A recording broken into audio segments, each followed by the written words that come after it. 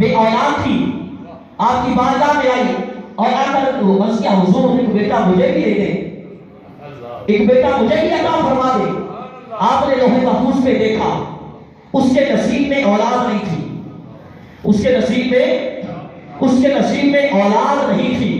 یہ دیکھ کے ہاتھ اٹھائے کہ مولا اس کو بیٹا عطا فرما، اس عورت کو بیٹا عطا فرما، کس کو؟ جس کے نصیب میں اولاد ہے ہی نہیں۔ یعنی یہ تقریر مبرم اٹل فیصلہ کہ اس کے لیے اولاد نہیں ہے، اور اس کی باری تعالیٰ اس کو بیٹا عطا فرما۔ جواب ہے عبد القادر اس کے نصیب میں اولاد نہیں ہے، اور اس کی باری تعالیٰ اس کو دو بیٹے عطا فرما۔ عبد القادر اس کے نصیب میں اولاد نہیں ہے، اور اس کی باری تعالیٰ اس کو 3 بیٹے عطا کر، اس کو 3 بیٹے عطا فرما۔ عبد القادر ایک بھی نہیں، یہ پورے 3 مانگ لیے، مولا اس کو 4 بیٹے عطا فرما، اس کو 5 بیٹے عطا فرما، اس کو 6 بیٹے دے دے، اس کو 7 بیٹے عطا فرما۔ پھر جواب آیا کہ عبد القادر اس کے نصیب میں تو ایک ہی نہیں ہے، تو نے 7 مانگ لیے ہیں۔ عرض کیا باری تعالیٰ اگر اس کے نصیب میں اولاد نہیں تھی تو مجھے دعا کی توفیق کیوں دی؟ مجھے دعا کی توفیق کیوں دی؟ یہ انداز محبوبانہ تھا، یہ مقام محبوبیت تھا۔ ہم دوستوں کے لیے کرتے ہیں یا نہیں؟ دوستوں سے کروا لیتے ہیں۔ اگر شیڈول میں کوئی کام نہ بھی ہو، شیڈول میں کوئی کام شامل نہ ہو، شیڈول کا حصہ نہ ہو، مگر یار کہہ دے کر دو یار، کیونکہ یہ ہمارا یار ہے، ہمارے یار نے کہا ہے یار کی سفارش سے کر دو۔ یعنی مطلب کیا؟ یاروں کے لیے شیڈول بدل جاتے ہیں، یاروں کے لیے نظام بدل دیے جاتے ہیں، شیڈول بدل دیے جاتے ہیں یاروں کے لیے نظام بدل جایا کرتا ہے۔ تو بھلا بتاؤ اس کے ساتھ غوث اعظم جیسی یاری کس کی ہوگی؟ غوث اعظم جیسی یاری اس کے ساتھ کس کی ہوگی؟ امام ابن عربی کا نام سنا ہے؟ امام محمد ابن عربی دونوں راز کھولے، بڑے بڑے راز کھولے۔ یہ بڑے بڑے راز کھولنے والا یہ بھی میرے غوث پاک کی عطا ہے۔ نعرہ تکبیر، نعرہ رسالت، نعرہ حیدری، نعرہ غوثیہ، یا غوثیہ۔ یہ بڑے بڑے راز کھولنے والا جس نے بڑے بڑے رازوں کو کھولا یہ بھی غوث پیا کی عطا ہے۔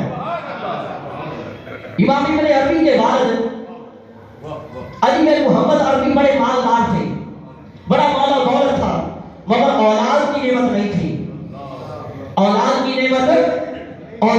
نعمت نہیں تھی۔ مگر یہ جو بے اولادی والا صدمہ تھا یہ ہر وقت غمزدہ رکھتا، یہ پریشان رکھتا۔ بڑے اولیاء کے پاس گئے، فریادیں پیش کی، فریاد سنائی، مگر جواب یہ ملتا کہ یہ درد لا علاج ہے، اس کا علاج نہیں ہے، یہی تمہارے نصیب میں اولاد نہیں ہے، یہی جواب ملتا۔ مگر جب پتہ چلا شہنشاہ اولیاء کا، جب اولیاء کے شہنشاہ کا پتہ چلا، اعلیٰ حضرت عرض کرتے ہیں واہ اے غوث کیا، واہ اے غوث کیا رتبہ ہے اعلیٰ تیرا، واہ اے غوث کیا رتبہ ہے بالا تیرا، اونچے اونچوں کے سروں سے قدم ہے اعلیٰ تیرا۔ یعنی اعلیٰ حضرت فرماتے ہیں بڑے بڑے ہوئے، اونچے اونچے ہوئے، اونچوں سے اونچے ہوئے، بڑے بڑے اونچے ہوئے، مگر وہ جو اونچے ہیں ان سب سے اونچا غوث اعظم کا قدم ہے، اور کتنا اونچا ہے ان کے سروں سے بھی اونچا ہے۔ مطلب کیا؟ اعلیٰ حضرت یہ بتانا چاہتے ہیں بڑی شانوں والے ہوئے اللہ کے ولی اور ہوتے رہیں گے، مگر غوث اعظم کی شان کا حال یہ ہے کہ جہاں سب کی شانیں ختم ہوتی ہیں، جہاں سب کی شانوں کی انتہا ہوتی ہے، اس سے آگے غوث اعظم کی ابتدا ہوتی ہے، اس سے آگے غوث اعظم کی ابتدا ہوتی ہے، جہاں لوگوں کی انتہا ہوتی ہے۔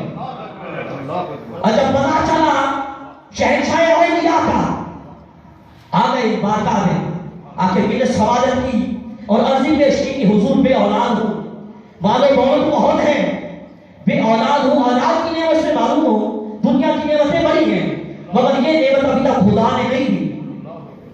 مگر آپ سوال فرما چکے ہیں کہ اولیاء کے پاس جا چکے ہیں وہ، اور اولیاء یہ فرما چکے ہیں کہ یہ درد لا علاج ہے۔ مطلب کیا؟ اللہ کے ولی لوح محفوظ کو دیکھ چکے تھے، ان کی تقدیر کو دیکھ چکے تھے کہ ان کے نصیب میں اولاد نہیں ہے، اسی لیے یہ فرماتے رہے کہ یہ درد لا علاج ہے، تیرے نصیب میں اولاد نہیں ہے۔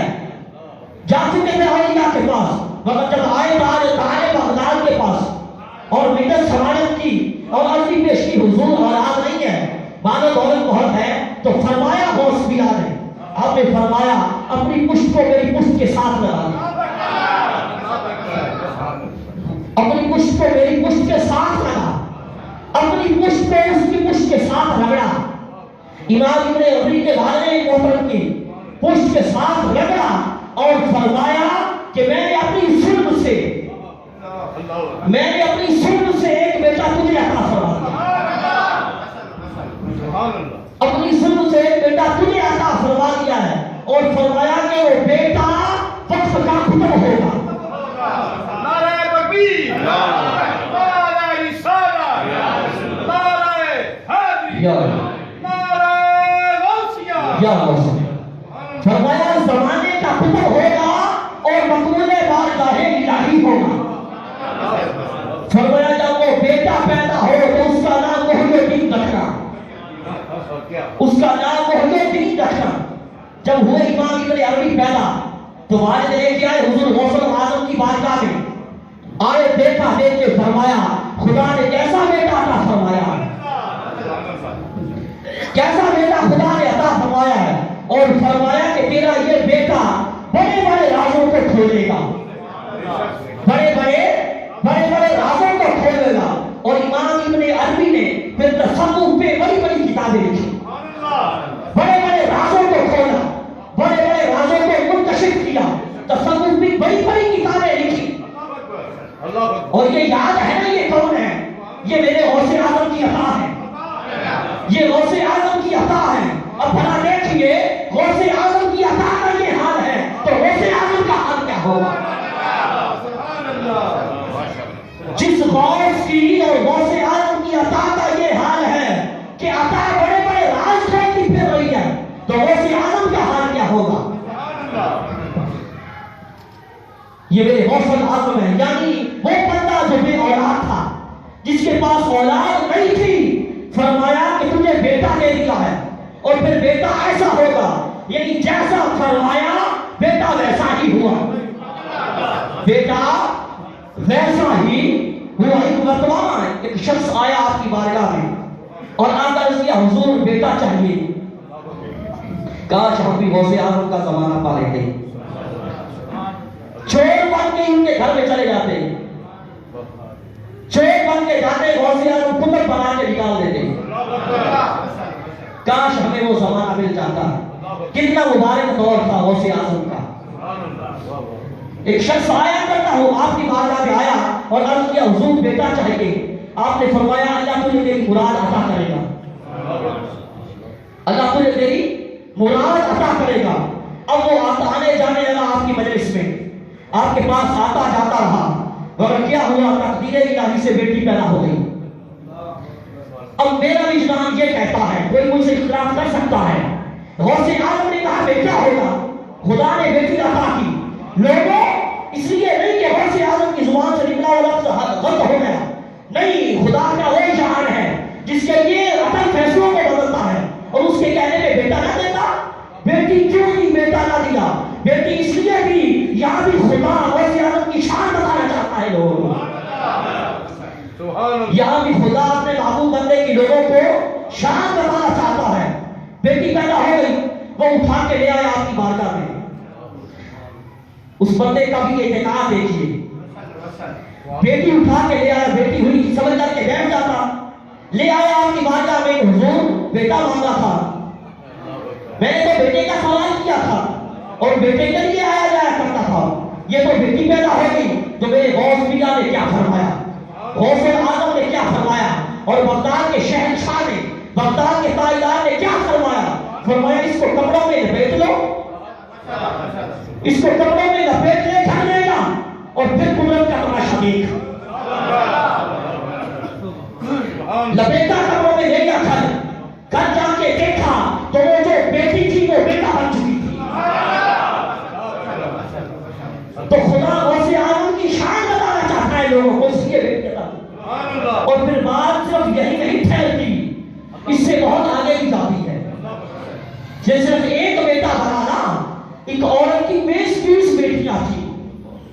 کتنی 20 بیٹیاں پیدا ہوئی. عورت کے ہاں بیٹا نہیں تھا اور اس کا باپ بیٹیوں کی کثرت کی وجہ سے ان بیٹیوں کو اس کا خاوند عورت کا بیٹیوں کی کثرت کی وجہ سے اس کو طلاق دینا چاہتا تھا.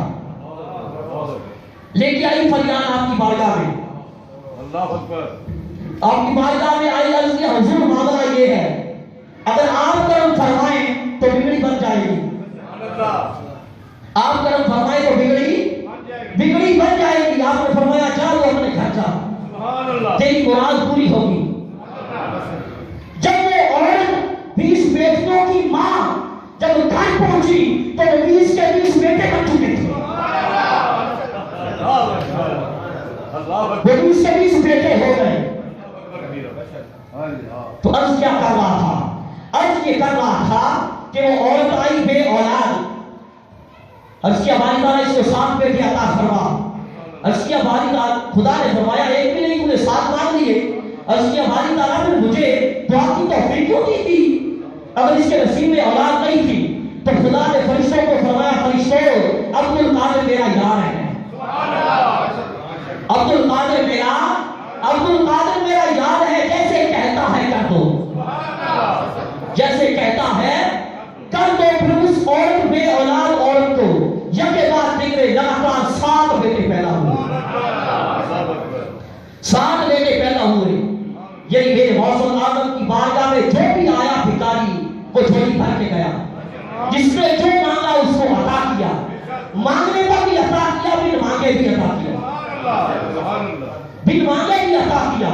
اگر بیمار آتے شفا پاتے. اگر غریب آتے دولت پاتے. جو کسی کی مراد ہوتی وہ مراد لے کے جاتا. سیدنا خضر حسین موسوی رحمۃ اللہ علیہ آپ فرماتے ہیں فرماتے ہیں کہ میں 13 سال حضور غوث اعظم کی خدمت میں رہا ہوں. 13 سال. اور فرماتے ہیں کہ میں نے بڑی کرامات دیکھی ہیں.